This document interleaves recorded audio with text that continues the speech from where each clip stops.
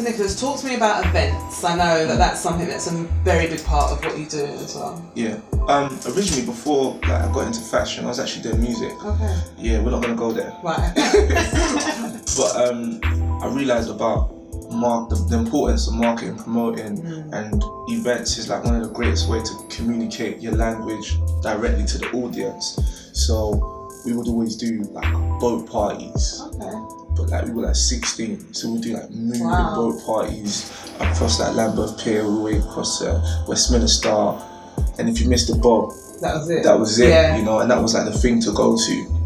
And the demands and the creativity and the people coming together inspired me so much that I wanted to continue that legacy. There's a lot of people I met through events. Okay. And now I'm still speaking to them. Yeah. So with the clothing and the events, I had to try and combine the two, mainly because I realized that, all right, I might not be the best yet, but I could be one of the greatest if I bring people together and celebrate their success and put them on a platform alongside myself and just show people that as one.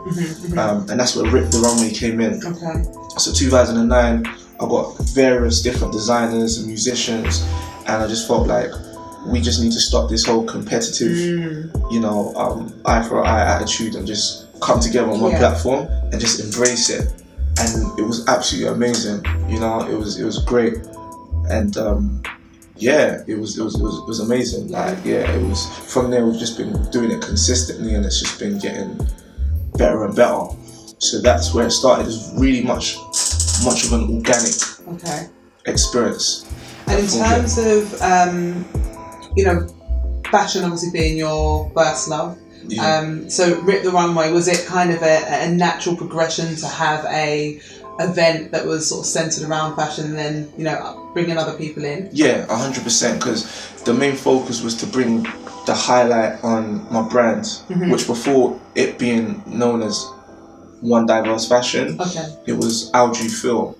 Oh, right. Yeah, so obviously being young and vibrant at the time, you know, that was like a thing that we used to say, you know, try and get that girl's number you can't get, how do you feel? Yeah, you know what I mean? Like, I just made like £200 in sold minutes. How do you feel? It was just something we used to just say and do. So we implemented that in the clothing. But as I was getting a bit older and understanding more about the fashion, I realised that it had to be more than just a moment. You know, it had to be quite timeless. Right. And that's where a lot of thought and process came into it. So I feel like it definitely had to start with fashion. Yeah. Okay. And talk about some of the other projects that you're working on at the moment. So talk to me about some of the other projects that you're currently working on. Some of the other projects that I'm currently working on right now forms through our events and entertainment company, Unorthodox, founded by myself and my business partner, Dwayne Miller. And it's actually funny because through Rip the Runway is how I really met him. Okay. So he had his own clothing line at the time called Colour Scheme. Right. And we had a mutual friend, which was his best friend. His name was Carl Charms. And he was just like, you know, an amazing person. He was the life of the party, brought people together. Unfortunately, after 2009's event, literally a month after, he passed away. Wow. And that really set a lot of people back because he was like beyond his time, if that makes sense. Wow. I was inspired by him, everyone was. Yeah. You know, and to keep his legacy alive, we decided to come together and partner and keep that going because his energy was so contagious and so powerful that we understood each other, mainly because we was around him and we understand where we're trying to go, if that makes sense. Mainly him, and we just the way we think is just different. So with that, we just produce a lot of events, you know, trying to target the people, what they want. So we do like festivals, headline events, you know, motivational events, you name it. We just bring it to the people. We do it in such a complex way, but we give you what you want. So that's part of the project that I'm working on.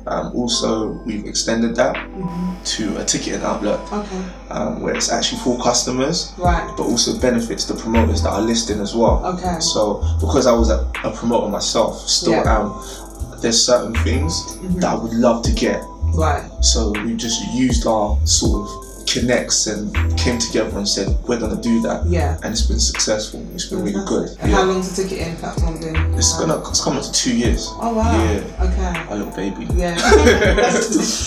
You spoke before about sort of motivation and inspiring others, and I know you've also you've set up recently a project called The Lift. So that personally came from me lacking mentors when I was growing up, and was trying to look around my surroundings to see, even as a young adult, who actually got around me to keep me focused and keep me going. And it was I had no one, other than my father, my uncle, pastor. I needed to have more people kind of closer to me as well that could keep me going. And I thought, right, if I'm going through that, what are some of these younger people sort of going through? So I would go to speak at events, being asked as like a guest speaker, and I realised that it's all good giving them that great motivation, but there's no sort of aftercare, to really bring something great out of them. So I launched a project called Lift Mentoring, worked with different organisations, and I just helped build this new mentoring empowerment scheme where we focus on emotional intelligence, personal development, and just sort of building towards your self-esteem, because a lot of people lack their identity. Even myself, that's why I get called so many different names. Dex, Nicholas Kingsley, you name it. Who am I? You know? But the main thing is, I'm very spiritual. I believe in God, and He's really opened a lot of doors for me. And I feel like things I've learned, I should always be able to teach as well. And that's a very powerful thing. Instead of doing it when I get to that very, very top, let me do it while I'm building. And it's been great to be able to touch young people's life in a positive way. It shows you that we're onto something great. And they're the future. Most definitely. So if you pay attention to the young people, you pay attention to the future. It goes hand in hand. Yeah. So, just going back on, you sound like you've done so much and achieved so much. I sound. No, in terms of like just, the way you speak about what you do and the passion for it all. Is that something you've always had, from very young? Yeah.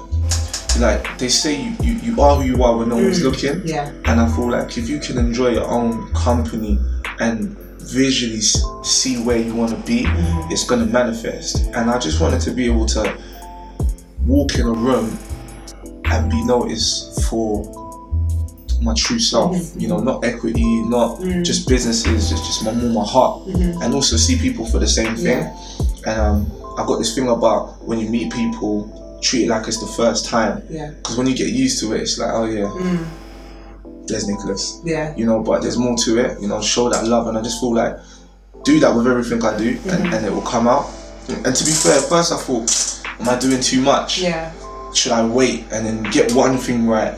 But it's not about comparing myself. My journey is very unique, and the more I focus and stay faithful, I think things will manifest. In fact, things are manifesting, so it's all from the heart, man. It's definitely been vision. And I always encourage people to always write your visions down, believe in it, speak to yourself positively, just empower yourself, that's it. How do you do it all? Because I know a lot of people often say focus, follow one path until success. And you've clearly gone against that. So how have you made everything you've achieved to date possible? Well, I have to be honest as well and just say it's not a walk in the park. You know what I mean? I've gone through a lot of obstacles, moments where I felt like giving up, but you win when you don't quit. You see what I mean? And for me, everything starts for me with God, you understand? And that's my personal relationship. I feel like He's opened doors. I've got to a place where I can see myself different from what everyone can see. It's like a head start. Imagine getting to see a film before everyone else sees it. Like, regardless of if people believe you or not, it's going to happen if you truly believe. And I feel like when you want to make it in life, all you need is faith, the ability and the desire, and I think you can push towards anything. So the gradual things I like doing is conditioning my thoughts, my words, my action, my habits, which will then form into my character and fulfill my destiny. So try to do it in that order. How am I thinking about myself today, and how's that transparent with the words and forming into my action to show a habit, to build my character, and to make sense for the destiny.